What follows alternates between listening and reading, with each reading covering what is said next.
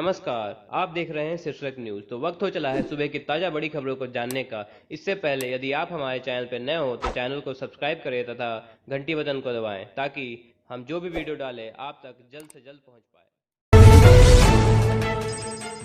मोदी सरकार का बड़ा फैसला, 2021 तक नई योजनाओं पर रोक, आत्मनिर्भर भारत और प्रधानमंत्री गरीब कल्याण योजना जारी रहेगी। जी हां, कोरोना संकट और लॉकडाउन की वजह से पस्त आ रही अर्थव्यवस्था को देखते हुए मोदी सरकार ने एक बड़ा फैसला लिया है। केंद्र सरकार ने नई योजनाओं की शुरुआत पर रोक लगा दी है। वित्त मंत्रालय ने विभिन्न मंत्रालयों और विभागों द्वारा 2021 तक स्वीकृत नई योजनाओं की शुरुआत को रोक दिया है। कोरोना संकट भारत के लिए आयुष्मान भारत को रफ्तार देने का हो सकता है अवसर, WHO प्रमुख। जी हां, कोरोना वायरस महामारी ने कई देशों के लिए चुनौतियां पेश की हैं। दुनिया के कई देश इसे लेकर परेशान हैं। इस बीच विश्व स्वास्थ्य संगठन ने भारत की एक योजना का जिक्र करते हुए कहा कि भारत के लिए ये आपदा एक अवसर बन सकती है। WHO के प्रमुख टेड्रोस एडोम ने कहा कि कोविड-19 महामारी, जिसने कई देशों के लिए चुनौतियां पेश की हैं, यह भारत के लिए उनकी स्वास्थ्य बीमा योजना आयुष्मान भारत को गति देने का एक अवसर हो सकता है।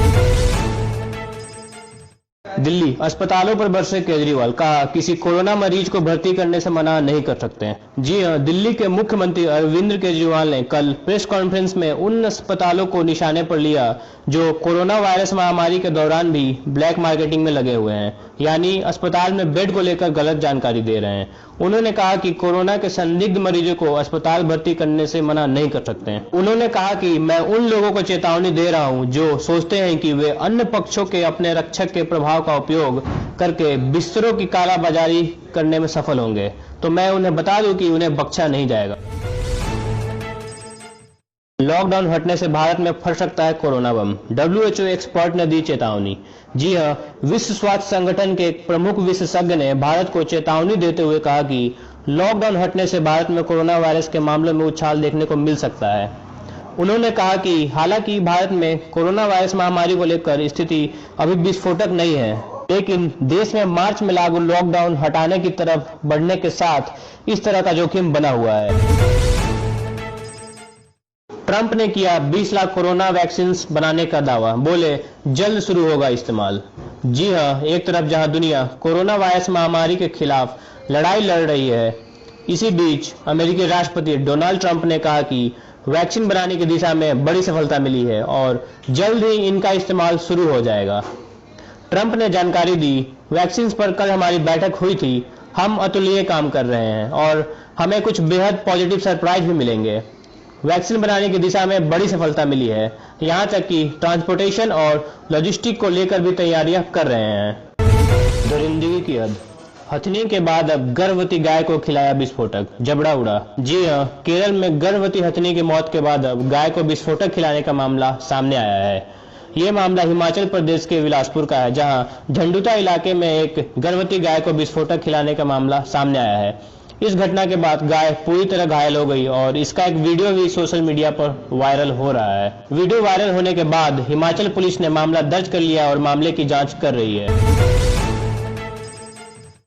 बाबा रामदेव बोले, चीन को मात देने के लिए उसके सामान का बहिष्कार करना जरूरी।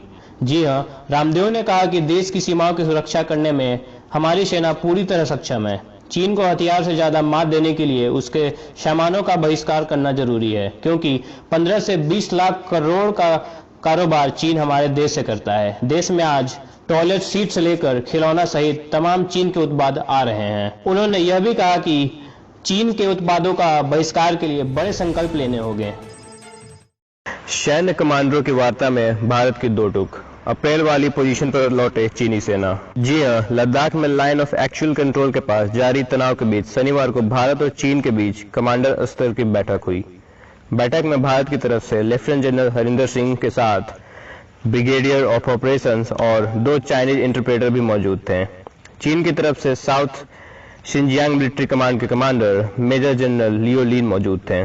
मोल्डो में 3 घंटे तक चली बैठक में चीन ने भारत से सड़क निर्माण रोकने को कहा। जवाब में भारत ने इस पर आपत्ति जताई। बता दें, इससे पहले भी 7 बार मिलिट्री लेवल बातचीत दोनों देशों के बीच हो चुकी है। 4 बार ब्रिगेडियर और 3 बार मेजर जनरल रैंक ऑफिसर के साथ बातचीत बेनतीजा निकली।